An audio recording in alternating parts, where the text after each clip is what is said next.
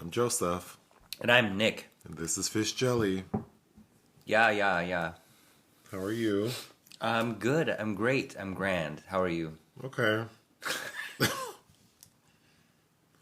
The weekend has flown by. Yep, sure has. My company holiday party was last night. Mm-hmm. And in addition to that, my sister and her husband paid us a surprise visit from out of town, which was lovely. But of course, that pushed everything to this afternoon. So I feel like there's so much to do with so little time. Discombobulation. Moving on, Sundance is happening. Yeah, well, yeah, they announced their lineup. Oh, they allow. Oh, Yes, of course it's happening. But I am. oh, it happens in January. Yes. and we're only in December. Okay, Yeah, and I am covering it virtually.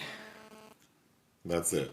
No, I was going to talk about, well, I did some of the selections that were announced because it's a big deal. Oh, well, you might as well do it now, and don't spill that coffee. Go ahead. Well, obviously, I'm most excited that Sigourney Weaver has a new film that is premiering there called Jane, which also stars a woman you may know named Beth Banks. I know that person. Elizabeth Banks. Oh, okay. Someone just woke up from a nap. Yes, that is directed by Phyllis Nagy. She's the screenwriter for Carol, that Todd Haynes directed with Kate Blanchett and Rooney Mara. So technically this is her debut, I believe. So I'm very excited for that. And interestingly, there is a documentary about the same subject matter that's playing at the festival called The Janes, which I also plan on seeing, but about this underground group of women in the 60s who were a network of women helping others get abortions. Interesting. There's a film called Alice. I mean, 82 titles were announced. I've just hardly been able to kind of scan what's playing, but something called Alice piqued my interest by Krista Vanderlinden, starring Keke Palmer. And it's about a young woman who's on a plantation in 1800s Georgia, only to discover one day it's actually 1973, which, very antebellum, slash, I keep forgetting to look up more on that news story about something similar just happened in South Georgia. Oh, That I had brought up to you the other night, but That's right. we didn't research. No. Anyhow, that piqued my interest. Also, Emily the Criminal, starring Aubrey Plaza. Oliver Hermanus, a South African director I like. He has a film playing there called Living, which is a remake of Kurosawa's Akiru, which I've seen, and that's on Criterion. And the screenwriter is Kazuo Ishiguro, who wrote Remains of the Day. And then Honk for Jesus, Save Your Soul, starring Regina Hall, also sounds interesting to me. Okay. Is that all? Sure, this off the top of my head. Okay. Jussie Smollett. Oh yeah, that happened this week. He was found guilty of 5 of the 6 charges, Yeah, which basically amounts to him lying about being the victim of a hate crime. yeah. To follow his sentencing, but also the city of Chicago is suing him for, I believe, like $130,000 for the money and the resources he wasted from lying. I don't know what to say about this. Well, I remember we had very vehement thoughts around the time this was all going down. What year was that even? Was that 2018? Before the pandemic, as Nicole Byer would say. Yeah, I don't know. I mean, my immediate thoughts, I haven't really thought about this, except the instant I heard about it, I thought this sounded made up. Well, I remember reading the headlines, feeling a certain way, but I didn't start realizing that it sounded made up until the details started emerging. And Well, that's, I think, yes, immediately when we heard, like, actor Jussie Smollett was the victim or assaulted, and it may be a hate crime, of course I didn't doubt it initially, but when the details came out of the bleach and the white guys with the Make America Great Again hat and the noose and the noose and subway at 2 a.m. Right, and them using homophobic language, putting it all together just felt just like unreasonable. Like unreasonable. Like this seems off. But yeah, this fool was lying, obviously as a way to get attention, which is just so fucked up because I mean there are so many reasons, but I think when people lie about things like this, well, when people cry wolf, it makes it more difficult for people who are actually victimized to feel like they can come out and speak because they feel like they won't be believed. So that's the worst part of this. And then all the resources this person wastes. And then I'm so frustrated that if you're going to do this shit, why bring in like Trump and, because that just gives people ammunition, right? Because then now conservative people are pointing at Biden and Kamala Harris and how they like sort of blindly gave their support. Although Donald Trump had also said the attack was awful. So, I mean, everyone jumped the gun. But you're supposed to, right? If someone says they've been a victim, you're supposed to believe them. Well, yeah, I think it, but then of course as things, yeah. Right. So, I don't know what to say. I don't know what his money's like, but I'm assuming he's, you know. It's just embarrassing for him, you know, in his family, his siblings who are actors and in the industry, you know, all those people that came out in support, like Lee Daniels, you know, I'm sure I'll feel some kind of way. I just think that, you know, maybe he needs to go away for a year or two or more. And when he comes back, I'd like to hear the thought process about why this happened. You know, I can't imagine him ever saying like, yeah, I'm a bull-faced liar. Well, everybody makes mistakes and everybody does dumb things. But so... You know, because I think, and you know, I feel stupid not being super well informed about this case and then talking about it publicly. But from what I understood, didn't he try to spin this a little and say that yes, those two guys? Because the other thing is, he said these were white guys, and then really it's two black African men, who couldn't be less white. So it's like, how the fuck did you confuse these two with two white guys? But that. Maybe there was like some retaliation on their part, like trying to explain that it, like in fact it was those two, but that their relationship was not good. Or even if that's the case, it just is so out of control because it's such a leap. Like Anyway, but I still would be curious. Why did you think this was a good idea? It just doesn't. Well, it's like Munchausen's, or I mean, it's just anything where like people do things like this all the time, just not to this degree. And I think to allow it to get so out of control, if it were me and I was like trying to get attention because I knew that, you know, my show Empire is coming to an end and I don't have anything lined up, so I need to get my name back out there. If I had the thought to do something like this, I certainly. So if I had two friends like help me stage me getting fucked up, I'm certainly not going to make it about being a hate crime. And I will certainly like, you know, maybe I wouldn't even file police charges. I would just let it get in the news, you know, and then there's I don't know. It just seems like he took it way too far. Well, see, that's what makes me think, I want to believe that the rationale was not to stay relevant because his show is ending, but out of probably anger and whatever else because of things going on in the U.S. Oh, absolutely not. You don't think? Oh, absolutely not. I think that's very kind of you to try to give him some integrity. No, because think of it. Because when I just rewatched Benedetta, but we had watched that this week, and the Charlotte Rampling's daughter in that movie, who basically tells a bold-faced lie, saying she saw something she didn't, because she knows this lie would be helpful. Right. No, I think it's very clear this man was on a show that was immensely popular, and it was starting to like clearly come to an end. He had released some music that obviously didn't pop. Like he wasn't getting a lot of bigger offers outside of the show.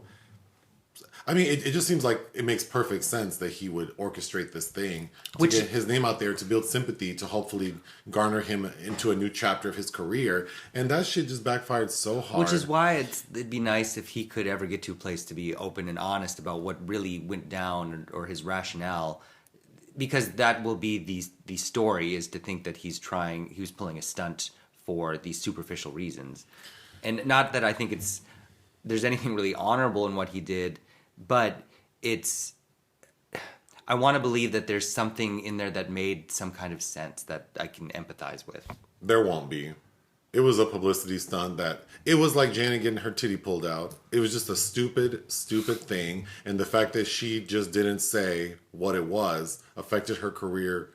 I mean, for damn near, it's never recovered. Although that's hard to say, because what aging pop star ever, you never go back to your peak, but, or, she might be like Cher and in 10 years have a #1 album again. But I mean, if Janet puts out another album, it will certainly be #1, but to have a big hit. Anyway, I think Jussie, to me, just made a stupid mistake like that. Except that he made it about something more than just his titty, Yes. like indecency. Like, he really is lying on a group of people and provided people with, the ripple effect. The ripple effects were substantial. He needs to just, he's gonna have to go away for a while. I don't want to see him kill himself in a corner somewhere, but no, but it's queer people or trans people that have to hear these kind of stories that are actually that have an awareness of this kind of violence that actually happens. The gut response, at least for me when I hear these things, is it's distressing. But I feel bad. I mean, we all make mistakes, and I've done things that were illegal, and looking back, could have totally been in super big trouble. And at the time, I wasn't thinking. Right. I was just thinking I need to do something or get out of a situation, or I want to have this thing. And so, again, I think this fool made a terrible mistake, and he's going to pay for it with his career, his finances. He's going to have to lay low, and hopefully his family can just help him stay undercover for a long time. Well, he should be allowed the chance to atone. Yeah, you know what, because he is very talented, I can see him in maybe a few years maybe having some tiny role in some indie film. Like Prometheus? No. I'm thinking, no, some tiny role in some film, but it's he does an amazing job, and then, because people do forget. Yeah. Because everyone's trash anyway. Look at Mel Gibson. Yeah, everyone's trash, so it's people are judgy initially, and then it's they have amnesia, I guess. But, so he will be able to come back. It's just, look at what's her name, who stole all that shit from Barney's? Winona Ryder? Winona Ryder. Wasn't it Tiffany's? No, Tiffany's is a jewelry store. No, it was a clothing store. Oh. I think it was... No, what's that one on... Saks. Saks. I think it was Saks.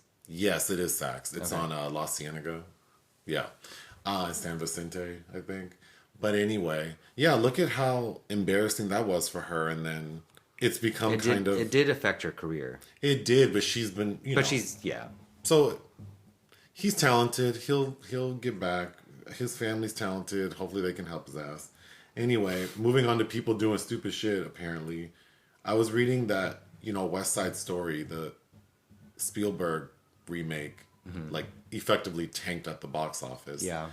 So then I was reading this opinion piece about, compared to Dear Evan Hansen or In the Heights, how it performed, and but so then I was reading that people think it didn't perform because of the controversy around Ansel Elgort, which I didn't know. There's a controversy around him? Oh, Jesus. Yes, right after the movie was done filming, a bunch of people accused him of sexual assault. Oh, I didn't even know that. Okay. Yeah, apparently with underage girls. But at the time he was 20, and these girls were anywhere from 15 to 17. Oh, so he's doing some Jimmy Franco stuff.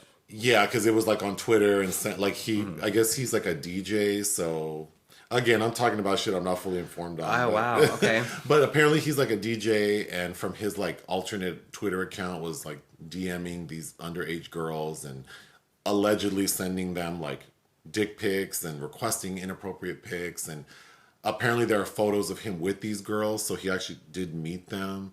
But obviously he's not in jail, so. Wow, I had no idea. Okay. But that's the extent of what I understand. But people are saying that that's why the movie tanked. I always find it funny that like people need to find a reason. Like maybe people just don't give a shit about West Side Story. Like, it's like it's not a given that just because Steven Spielberg releases this iconic remake or a remake of an iconic story that if it's not a hit, there must be something wrong. Like there must be something specific because it can't be that we just measured people's interest. So I think it's funny that there always has to be a reason when it's like maybe people just don't give a shit. Like all y'all old ass, it's a bunch of old ass white men deciding what gets put out there into the right. It's like maybe y'all are wrong. Maybe no one gives a shit about this. Some old queens, executives or whatever studio released this shit thought that everyone was gonna gag over it, and they do these things. They plan these things out. What, 2 years ago? I'm sure more than that it was decided they were going to make this movie, and it's like shit changed. People don't give a damn. Like I don't know. That's probably what's more interesting to me than these allegations against Ansel Elgort is just like Steven Spielberg releases a movie that isn't a hit, and there must be. It can't just be that no one's checking for this man and his movie. It has to be something else. Yeah, I just don't know that. It's kind of a niche, I think, of people interested in West Side Story, and then of course not having any really major stars. Because then The Heights performed better its opening weekend, and obviously had a lower. But that faced backlash too, right? And then Dear Evan Hansen, they were saying like, oh, it was skewered by critics, and that might be why. And it's just like I don't know, other shit gets skewered, and it's a box office. It doesn't gold, matter. Right? So it doesn't really matter. I just think it's like the lottery. It's just interesting. It's about what piques public interest. But that's everything. Like where I work, where other people work, like you have these executives in charge of things, and they, based off of market research and all this shit, they make informed decisions on what they think will work. But at the end of the day, just anything can happen, right? A movie gets released on a weekend where something else happens, and that could totally cause it to lose all of its momentum, and it's risky business. Yeah, of course. Making especially these big budget movies. But anyway, so Jimmy Kimmel does something called Live in Front of a Studio Audience. And I wasn't aware that this was a thing. I'm assuming this is the first. He said this. I think when you put this on, he said it's the third time they've done this. That's what he said, but then I was looking for what were the other two. Oh, I don't know. Anyway, we watched Live in Front of a Studio Audience for Facts of Life and Different Strokes. And I thought it was super entertaining. Yeah, I was surprised at how sweet it was. Norman Lear, who is 99 years old. Dropped the F-bomb. He did drop the F-bomb, like, at the top of the show. You should know better, Norman, but... But that man is kicking, and to think of, like, his impact on entertainment and the shows he created, like, in the 70s, featuring storylines that, it's so easy to look back and be like, oh, this is problematic, and this character and that character, but you have to look at it from the lens of when that shit came out, and to think, like, Archie Bunker talking about queer characters and Good Times having these black characters. People criticize the buffoonery of a show like that, but then you think like this was like an all-black cast showing their struggles and still finding joy and being on televisions in America and letting white audiences see. And I think it did. And then for black people, seeing black people on TV, it had a lot of value. So what an impressive career. But anyway, yeah. There's a documentary about him a few years ago I never saw. Yeah, but Facts of Life and Different Strokes were shows I enjoyed as a kid, particularly Different Strokes. At the time, I wasn't familiar with who Janet Jackson was, so I can't say that I watched it because of her. But of course, Janet Jackson is on like the 2 final seasons of the show. She played Willis's girlfriend, Charmaine. But yeah, Jennifer Aniston's in the. So who's in it? Kevin Hart, Jennifer Aniston, Catherine Hahn, Will Arnett, Jason Bateman, Ann Dowd. Ann Dowd, who played Mrs. Garrett for both shows. She was really good. Yeah, she was probably the best. And I also think, Snoop Dogg is in it. Snoop Dogg, Damon yeah. Wayans. It's really fun watching people, whatever you think about these actors, they are experienced, right? Like these are legit entertainers who act for a living. And it's really fun to watch people do their craft because they are talented. Like to get up on a stage in front of a live studio audience and memorize lines and do it the way they did it so smoothly, it is really impressive. Yeah. And for as much as I don't give a shit about Jennifer Aniston, I feel about Jennifer Aniston like how I feel about like if a crouton had no seasoning on it. Like, Oh my God. I'm sure it serves a purpose for someone. But even with that, I thought it was fun watching her. Like, this lady can act. Like, Yeah, of course. She knows where to look and how to say her lines, and that can't be easy. The person she's playing, because I did not watch Oh, that was before I was yes. born, but Yeah. I'm familiar with the shows and the theme songs, of course. But what's her name? She played Blair Warner, who's like supposed to be like the bougie character on the show, Lisa Whelchel. But Lisa Whelchel, Kim Fields, and Mindy Cohn were like present to sort of present facts of life. And Lisa Whelchel, Wow. that lady looks amazing. Yeah. She looks the same as she did on the damn show. Looked better than Jennifer Aniston. Well, she looked great, healthy, beautiful. I mean, Yeah, good for her. And Kim Fields. she looked good. I thought too. Yeah, Kim Fields looks great. And then Mindy Cohn. It was nice to see them Yes. all. And then for different strokes, oh my God, Todd, what's the guy from Different Strokes' name? Gary Coleman. No, he's dead.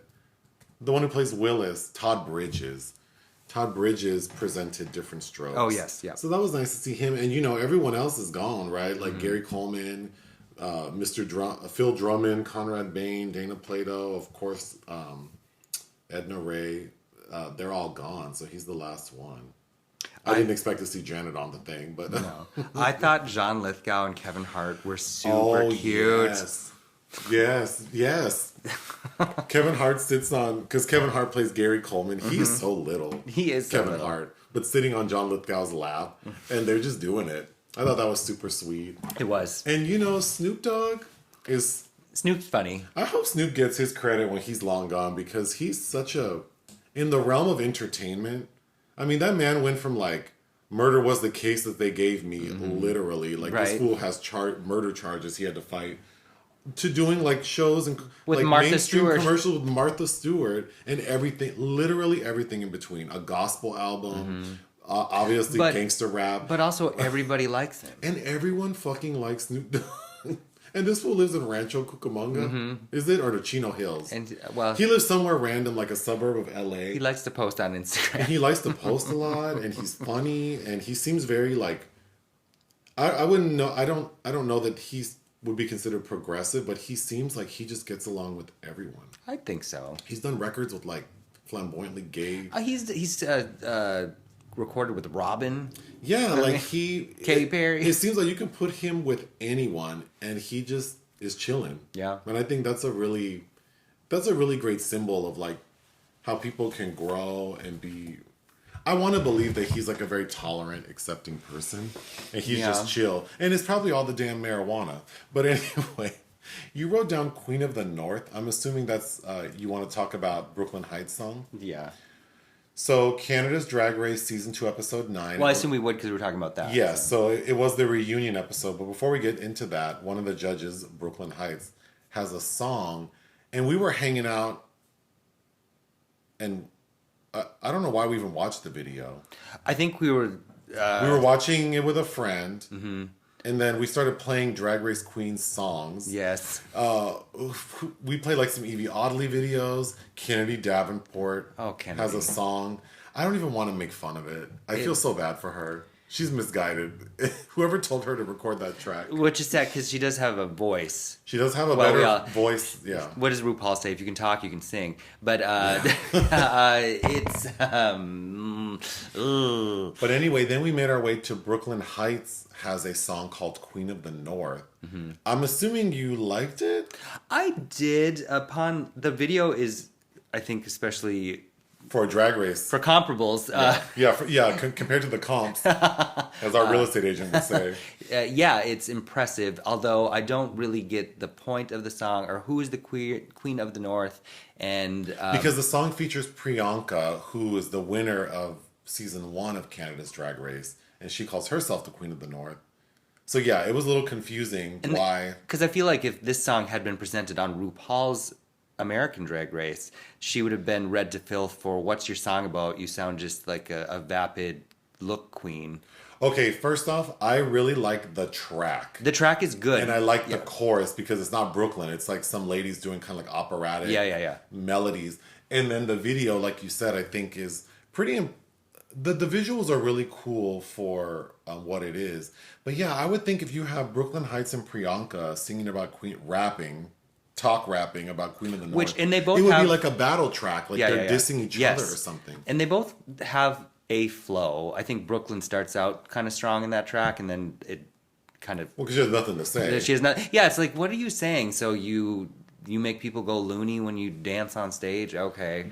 She looks great, though. Yeah. I will. As much as I don't care for her, I can't pretend she doesn't look fantastic. Yes, of course. But it just... It's kind of like, I want to enjoy this song, but it does have a lot of dumb things about it. And I thought it was funny that in the second half of the track, they're sampling the Dance of the Sugar Plum Fairies. Oh. And it ends with a nice Vincent Price in Thriller laugh. Yeah, and the video has like 4 different sort of motifs that don't go together. Again, I think it looks cool. And actually, I'll probably add this song to my playlist. Well, yeah, because they did. It's like Ice Queen, maybe a Circle of Hell, and then some Marie Antoinette shit. And it's like, why aren't there and some Walking Dead zombie shit. Yeah, like why didn't we have something about other famous queens or I don't know. Whatever. I mean, I enjoy the song, but anyway, getting to Canada's Drag Race, the reunion. So they get all the queens back to talk, and it was kind of like, whatever. I don't have much to say about any of these. The only thing I have to say about this episode is they have the top 4. So Isis Couture, Kendall Jenner, Geometric, and Pythia. Mm-hmm. And they say like, because Brad Goreski is moderating this reunion, and he says, well, here's the gag. Only 3 of you are going to move on. So someone has to leave this episode. And they decide to do something I thought was so boring. They make them... They do like a bracket of lip syncs. So they make each queen lip sync, and then the winner... So they make 2 and 2 lip sync, and then the winner of those 2 lip sync, and then the 2 who lost the first time lip sync, and then those 2 lip sync to see who's going to go home or who's going to stay. Like a tournament. I thought that was... So we had to sit through 3 lip syncs back to back to RuPaul's songs, which, at least they were 3 of the better ones, I guess. But I didn't need all that. I didn't need all that. And Geometric gets sent home, which is fine. I don't care for her. No, but it's strange because technically I thought she did better in at least one of those lip syncs. And another highlight was, I think, one of our favorites for the 2 of us, Cynthia Kiss looked stunning, amazing. Marilyn Monroe, she looked amazing. Yeah, that lady should have been top 3. She should have been top 3, and then it, I was getting reminded of Suki Doll, and then Suki Doll, Canada, and then seeing Beth, like I know I had commented on a different podcast, like Beth is just one of those like competition reality show contestants who just don't know how to present themselves in a way that doesn't make them unlikable. You're right. Like, you're not even like a good villain. You're just unlikable. Poor thing. Moving on. So we were excited, or I was at least, about Queens of the Universe. You were very excited. I was very excited about it. And then I did enjoy episodes 1 and 2, although I thought it was really corny and overproduced. Yeah. So, but I was still happy to watch episode 3, which was titled Turn Back Time. That shit was whack. Yeah. It was whack. Mm-hmm. Queen of the Universe. I got so tired of hearing that. So the second episode, there were 14 queens and they eliminate 6 of them. And then for episode 3, the one we watched yesterday, they bring back a queen, Lavoie, who I've seen on the Atlantis cruise ships a number of times. Which the ending of episode 2 was so stupid. So stupid, because it's like, we're going to do something crazy and bring someone back. So episode 2, they eliminate 6 queens. Episode 3, they bring back 1. And then the bottom 3 queens for episode 3...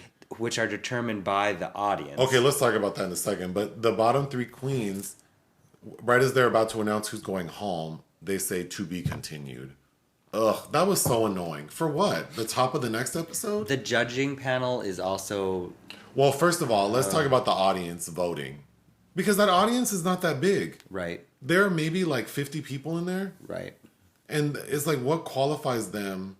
You know how mad I'd be if this was my shot at $250,000. This shit's rigor mortis.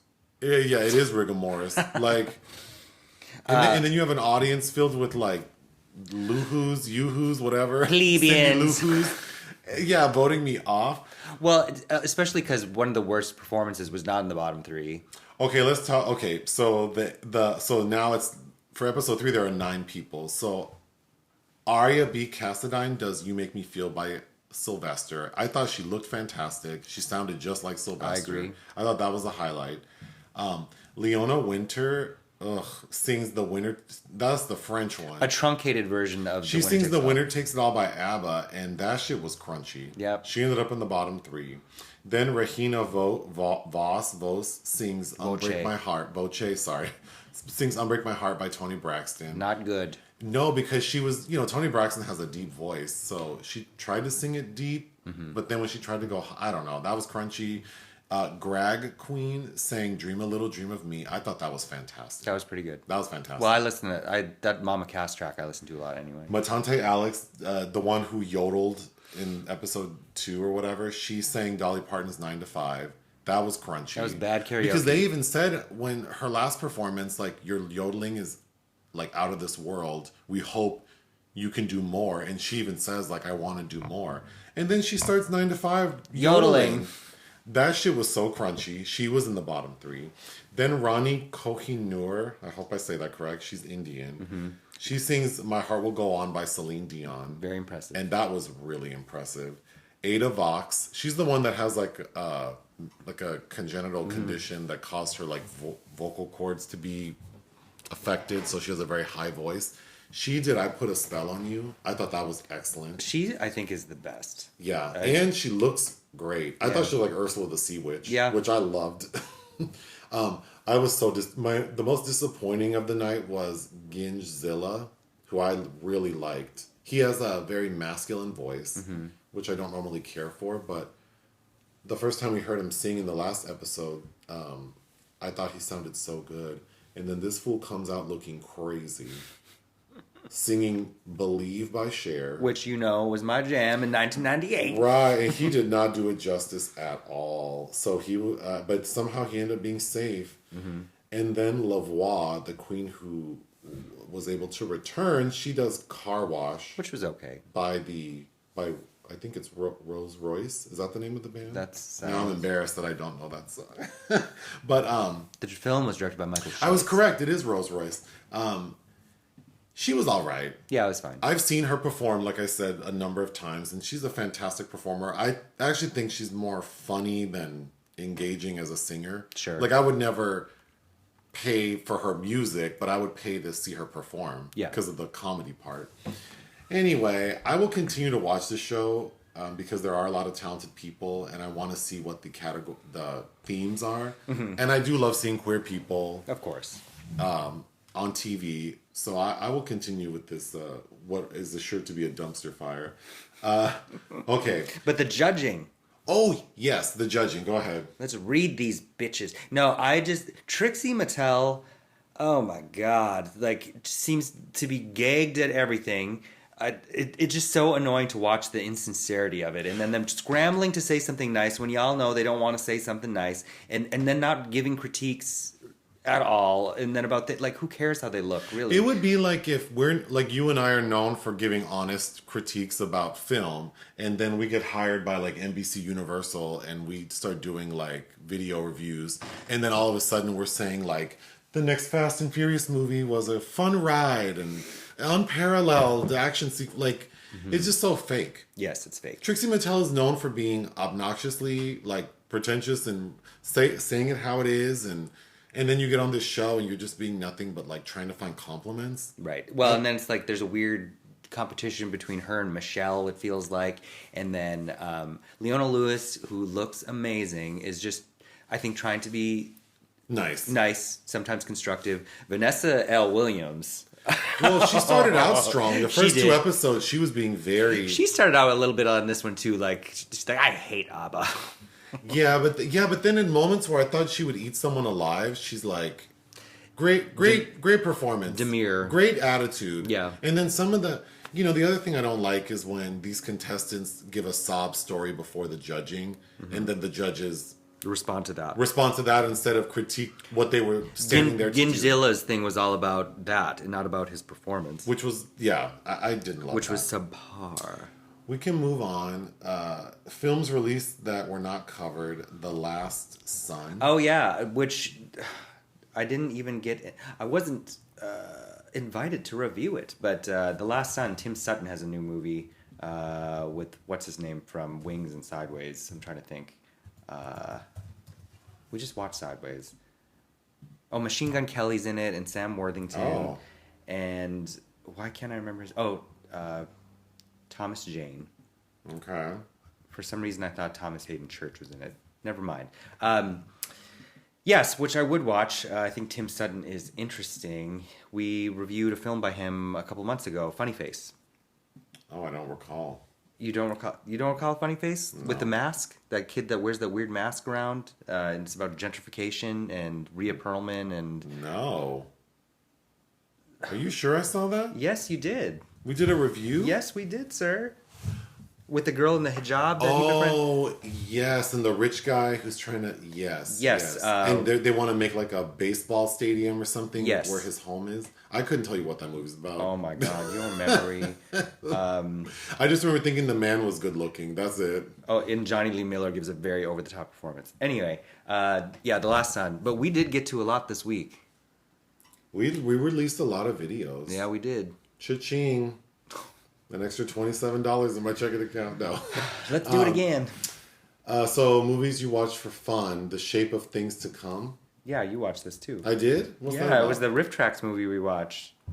The Shape of Things to Come. Based on the H.G. Wells. Okay, so it's a 1979 film starring Jack Palance. Oh, and Carol it's like Lindley. Yes, it's like a Star Trek kind of... Yeah, it's about colonies on the moon because Earth is uninhabitable. That's right. I don't remember anything about that movie. Jack Palance is trying to destroy them. It's one of those films that you really do need that riff track. That treatment. That treatment, because it's terrible. Jack Palance is giving it to you. He's acting though. When you hire Jack Palance. Yeah, and it's nice to see Carol Lindley there as well. But I think the best line came in from the Riff Tracks guys was them saying something like, the estate of H.G. Wells has sent you a cease and desist letter. Oh, no. It's really dumb. Okay, there's a place called Dignity, Matthias Rojas Valencia. Oh, I put that on there. That's a director I wasn't familiar with. It's a Chilean film that just played at the Tallinn Black Nights Film Festival, which of course occurs in Estonia. I don't know that it won anything, or it might have. That's why it was on my radar. But I got a screener for it from the publicist because I saw some stills that looked amazing. And I didn't realize it is about, I'm probably mispronouncing it, the Colonia Dignidad, which was a place in Chile, where a bunch of Nazis fled and created this like commune called Colonia Dignidad, or aka the Bavaria Village, and a lot of they created this little settlement community. It was called the German Miracle, and then they, of course, did as Nazis do, and a lot of heinous, terrible things happened in this contained fortress. So it's a film about that. There was actually recently a film made with Emma Watson about it too, called Colonia, filmed in English, that isn't very good. But again, the subject matter is, it's hard not to be kind of compelled at how this happened. But this film, A Place Called Dignity, was fine. It's about a kid that gets a scholarship, a 12-year-old, and he's a singer. And the the friendly man that is running this compound takes a liking to him, but until he falls out of favor, blah, blah, blah. There's another Mexican-Polish film I saw this year in Venice called Outside the Fence. A Hole Outside the Fence. I had to double check that, which is kind of basically doing the same thing in modern times, which I liked a little more. But they terrify the children in this with somebody performing as Krampus, and that the costume they have on this person that's terrifying these children who start peeing when they see him is impressive. Speaking of Krampus, can I talk about really quickly Halloween horror? No. The Halloween nights at Universal Studios, which we haven't been to in many a year. And I don't need to go to again. That shit is so expensive, and the lines are so long, and the park is so damn big, and it's cold outside. The only part I enjoyed was, the actual haunted houses are fun to walk through if you don't have to wait an hour and a half to get to them. And then they do the haunted train ride. But it made me think my favorite house of the Halloween haunted houses we went to was the Krampus house. That was your favorite? I think so, or maybe not. Because the design, I thought it was really underwhelming. Oh, you know what? You're right. It was underwhelming. But the highlight, again, of going to that thing is because everyone's focused on the haunted houses, the actual rides at Universal Studios are empty. So the best time to go to Universal Studios is that 2-hour period when the park is still open, but the haunted houses are open, because then you can ride all the rides. Because we rode Transformers, Simpsons, we didn't have to wait at all. Right. So I don't know that I'll ever go again. And even though it's post-Halloween, I would recommend Harbor Halloween Horror Nights. The Queen Mary had Halloween. The vibe there is much less. It's much better. It doesn't feel as commercial. It's easier. Yeah. Although I don't know if they had it I don't know past either. year. I went off on a tangent. For your birthday one year, I bought you a night on the Queen Mary. We stayed a night at the Queen Mary, which was interesting. Yeah, I would do that again, though. The last movie you watched for fun was called Seven Beauties. Yeah, so in this will get into, I guess it'll bleed into our obituary section. Lena Wertmuller died, who's,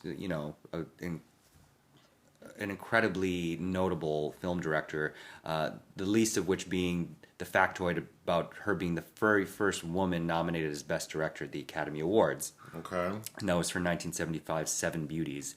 So I'm very familiar with her work, but I had never seen Seven Beauties. I've owned the DVD, a DVD version for well over a decade, so I finally watched that this weekend. And I have to say, I did really enjoy it. It isn't my favorite Wertmuller. That would have to be Love and Anarchy or Swept Away. The original Swept Away is so good. Swept Away. Diana Ross has a song called Swept Away. Well, and it was remade by Guy Ritchie and Madonna. That's right. Infamously. Which I've never seen that version. I'll have to get you to... Anyway, you... Get me to watch. Okay. Oh, it's so good. She worked with a lot of the same people all the time, including Mariangela Mulatto, and her male muse Mulatto. was... it's Melato, not sure. Mulatto. And Giancarlo Giannini, whose son stars in the remake of Seven Beauty, or Swept Away. But Seven Beauties was really kind of interesting and fascinating, and Giannini, that was his only Oscar nod for acting as well, incredibly notable performer. I did really like it, do recommend it. You are familiar with Wertmuller kind of by proxy because, is it Michael Schultz remade her film The Seduction of Mimi as Which Way Is Up in 1977 with Richard Pryor, which we watched several years ago and is actually a lot of fun. The remake recall. that you've seen with, is it Loretta, what's her name? Lynette McKee. Well, if you want time to talk about your secret film, we have a minute. A minute? We need to wrap Oh, up. okay, keep going then. Okay, so projects of interest, Young Sinner. Yes, so Paul Verhoeven has announced a new project this week. He's reuniting with his screenwriter, Edward Neumeier, who wrote RoboCop and Starship Troopers for him. It's supposedly a Washington, D.C. set thriller that'll be in the vein of Fatal Attraction and Basic Instinct, about a young staffer who is subjected to some kind of, I'm sure, sexual indiscretion. But of course, I'm excited for that. It just occurred to me that like this whole secret movie thing is not a secret because the title of every podcast is the movie. No, it's only a secret to us. Well, yes. But I think that's kind of funny because obviously we know what we're about to talk about. Well, because of events this weekend, the secret film that I wanted to show that you have no idea about is actually a very special treat that we will have to kick ahead to another week because we did not have time. Well, you need to you have 90 seconds to get through the obituary section. So who's Michael Nesmith? The Monkees singer. Oh, okay. Who died? Oh, you have nothing to say? Okay. I remember the Monkees, but... And then you just talked about Lena Wertmuller, and then Anne Rice has passed. Yeah, just learned that today. Who was a centrifugal force in my youth, having read Interview with the Vampire and being obsessed with those novels as a kid and the film. Her son is also a writer. You know, she had that Christian phase where she was writing all those Jesus Christ books, and then she kind of distanced herself from that because of the church's views on homosexuality. And her son is a phage. Yes. What's his name? I've never read anything by her son, but yeah, she had her witch series, and yes, Anne Rice to me was an important figure, Well, my condolences. So moving on to our film this week, the 1993 Disney film directed by Tim Burton. It's not directed by Tim Burton. It's not directed by Tim Burton? No, he produced it. Oh. Oh boy, it is directed by Henry Selick. Oh, okay. Well, you're familiar with another Henry Selick film, Coraline. Coraline? Have I seen that movie? I'm Your Other Mother. Did I watch that with you? Yes, in the theater. Coraline. I mean, I know the line like I'm your other mother. Isn't that Terry Hatcher? I have no idea. Oh, girl, your memory. God. Okay, The Nightmare Before Christmas is the film we watched. Because you'd never seen it. Because I'd never seen it. It was a favorite of mine as a kid. I can see why. I owned it on VHS. My parents were going through one of their, I think, were Christian phases, and wouldn't allow me to have it, so I would watch it at my grandmother's house. It is a little... I think it's a little dark for 1993. Like, it's not rated G, right? It's rated PG. Oh, yeah. It's a little dark. Like there are moments where I'm like, oh, like you would let a little kid watch this? Well, but, I was also reading Stephen King and V.C. Andrews at this age, so... We know. All right, so... I feel silly trying to tell the basic story, but it's a fantasy movie, stop motion animation. Mm-hmm. It's like claymation, right? Or stop motion animation. It's about this Halloween town, and like the main guy for Halloween Town is Jack Skellington, and he is kind of over Halloween because it's like the same thing every damn year. So he kind of goes off to try to find meaning and purpose in his life. Yes. And he comes across this forest that has these trees, and each tree is like a different holiday. And he happens to walk into Christmas. Yes, no MLK tree. There was no MLK tree. No, there was not. Can you imagine? Oh my God. So he sees Christmas and how beautiful and bright and happy, joyous it is. So he comes back like inspired, and he researches Christmas, and he can't quite understand like what makes Christmas Christmas. So he's like, well, I'm just going to do one up, or I'm going to do them one better, and I'm going to like be Santa Claus. So he has Santa Claus, or as he refers to Sandy Claus, kidnapped, and this fool goes out here trying to be Santa Claus delivering gifts, but it doesn't work. Well, because they're all like... Because it's like... ghoulish gifts. Yeah, because he doesn't understand, like, these people don't want your bats and snakes and shit. But then another part of the story is there's like a mad Dr. Finkelstein. He's this mad scientist who looks like Anna Paquin. According to my sister. According to his sister, which I don't disagree. He's like made this Frankenstein monster type girl named Sally. And she's in love with Jack Skellington, but she also has a premonition that like him trying to be Santa Claus is going to backfire. And it does. Christmas Town people shoot Jack out of the damn sky. But he realizes that he gets like a second chance I just forgot the ending. All I know is like he and Sally fall in love. After he gets shot down, Santa is released and saves his and Christmas town. Saves Christmas town by delivering all the gifts. Oh, and then he satisfies Jack's wish by giving snow to Halloween Town. So he makes it like Christmas. And then Sally and Jack can be together at the end. I think it's a very creative story visually. It has a certain magic to it, and the songs are impressive. And I know I've seen people attend, this is before COVID, like at the Hollywood Bowl. You know how they'll do like live orchestral versions. I've seen this one. I think the music's nice. There are a couple songs I really liked when the kids... I used to fast forward the VHS to that song. With Lock, Stock, and Barrel are singing. Yeah, what are they singing? What they're gonna do to Santa Claus. Yeah, lock him up and put him in a box. Yeah, I thought that was probably my favorite part. And then the Boogeyman. Oogie Boogie was good. Yeah. I also really like Jack's first song in Christmas Town. Oh, the kids sing "Kidnap the Sandy Claus." Yeah, I thought that was really cute. I'll just go through my notes. When you put the film on and then I see it's a Disney movie, I had no idea. I had no idea this was a Disney movie.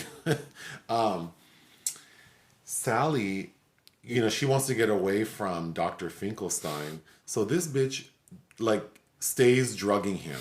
Like, we find out that she has drugged... We see that she has just drugged him. We see her drug him a second time. Then he says, like, you keep drugging me. This is the last... Oh, and he's voiced by William Hickey, who is perfect for that. And if you saw William Hickey, you would recognize him. Oh. Pritzi's Honor. I mean, we have to watch that on one. A scene that I thought was a little too dark for children is when Sally... Because she's clearly, like... I'm thinking if I were a kid, it's like, well, Sally's sad. She wants to get away. She wants to be with Jack. And then she gets locked in, like, the tower of this castle or whatever. And this bitch jumps... And sews herself back together. Yeah, she jumps. She jumps. We see her land on... We don't see her impact, but then we see her on the ground, dismembered. And then she sews herself back together again. I thought that was a bit dark for children. I watched this as a child, though. Well, look at how you are now. Okay, but she's voiced by Catherine O'Hara. And my first... Who I was hard-pressed to... I knew it was Catherine O'Hara, but she did a good job of masking her voice. She also does the voice of one of the kids of the Lock, Stock, and Barrel. I thought those damn Boogie kids were so creepy. Like Bebe's kids. They were like some... I mean, Bebe's kids are bad, but these were like some creepy-ass, sadistic Bebe's kids. Paul Rubens was one of them, and somebody else. Danny Elfman, the third one. Anyhow, the very first girl that I dated when I was in 7th grade looked just like Sally. Sally looks so damn sad. Yeah. She just looks so sad. I mean, I'm a depressed person, but I was like, damn, bitch, cheer up. Like, the vibe of the film, I don't know. Jack is so dramatic. Oh, I love Jack. Oh, he's so dramatic. Oh, I thought that was funny. Chris Sarandon voices him. And he is so damn dramatic. Danny Elfman is the one singing. But you know what this movie made me feel like overall, I would give this film like 4 out of 5 stars. I think it's excellent. Like for, as a take on, especially from 1993 to have this be like someone's take, Disney's take, or that they allowed to be released by Disney on the holiday season, I think seems pretty bold. I agree. Selnick would go on. He did James and the Giant Peach, which was animated, which I remember being quite good too. And then I think he got hemmed up with the reception of Monkey Bone, his live-action hybrid film with Brendan Fraser and Bridget Fonda, which I remember being a big flop that I never saw. And then he didn't do another narrative feature until Coraline. I didn't realize Tim Burton was a Disney animator. Yeah. I would like to read more about him. You can see, despite his name on the title, you can see Burton's influence all over this with the animation and some of the characters with the Bone Daddy musician, a lot like Beetlejuice, Batman. The Batman theme you can almost hear in there as well. After watching this film, it made me think like just how ridiculous holidays are. Yes. Like, it just is such a stressful... I always think about people who don't...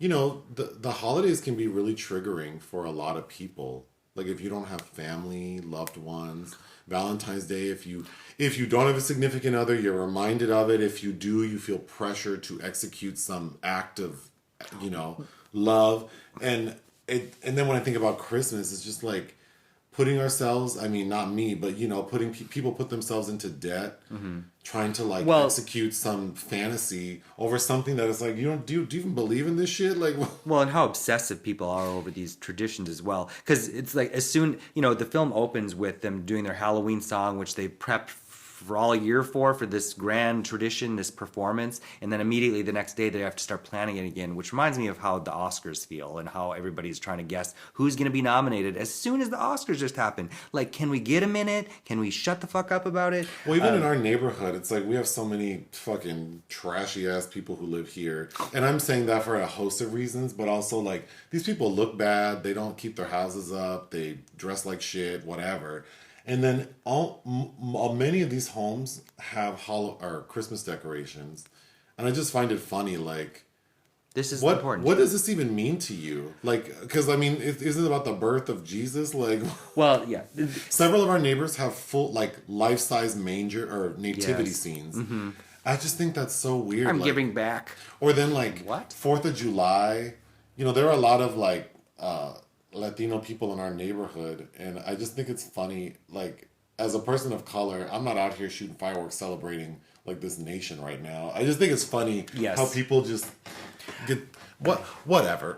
So, but my notes about rewatching, because I haven't watched this in 20 odd years, you know, it's got some interesting things to say about creative stagnation. I can see Lewis Carroll inspiration in here, and the kind of power in being curious about other people and other cultures to a degree, because then all of a sudden this film feels like it's a metaphor for colonization.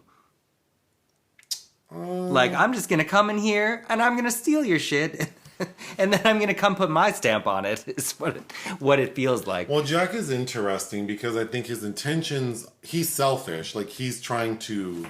It's for himself. It's for himself, but he doesn't seem like a monster. But then, yeah, it's just like, so you're just going to steal... You know how the road to hell's paved, right? Yeah, you're just going to steal Santa Claus because you want to understand and feel something. It's like, yeah, it does feel very selfish, but it's a lesson, right? Yes. So, yeah, I mean, I think it's 77 minutes. It breezes right by, but I feel like it could have needed some... It could have used some more powerful subtext here and there, but... Sure. I don't have anything else to say. We have to wrap up soon. I just had a quote from Anne Rice, who left us, what was it, yesterday or today? Just something that I liked. Well, read it. To write something, you have to risk making a fool of yourself. And don't we all know that? We do. So for this coming week, I'm excited to see Spider-Man. Mm-hmm. Because I really like Spider-Man Homecoming. Isn't that the name of the new one? No, I think it's called The Way Home. Oh, God. Yeah, that we'll hopefully see tomorrow. We're seeing that tomorrow. As a reminder, Nightmare Alley is opening this week, which we saw a bit ago already, and I reviewed. Fucking love. I'm also hoping to get you to see The Lost Daughter, which I think is fantastic. What is that? The Lost Daughter? Yes, I've talked about it several times already, and I read the book by Elena Ferrante, starring Olivia Colman. A woman, while on a summer holiday, finds herself becoming obsessed with another woman and her daughter, prompting memories of her own early motherhood to come back and unravel her. I think you would. This character would resonate with you. Oh, she's miserable? Mm-hmm. Well, so you'll see that. Also, The Tender Bar from George Clooney, which is recommendable. I watched Swan Song, but you passed on it. For good reason, apparently. I think so. With Mahershala Ali, and maybe Mother Android with Crowy Grace Moretz. Oh, Crowy. Crowy. Anything else? No. Bye. Bye.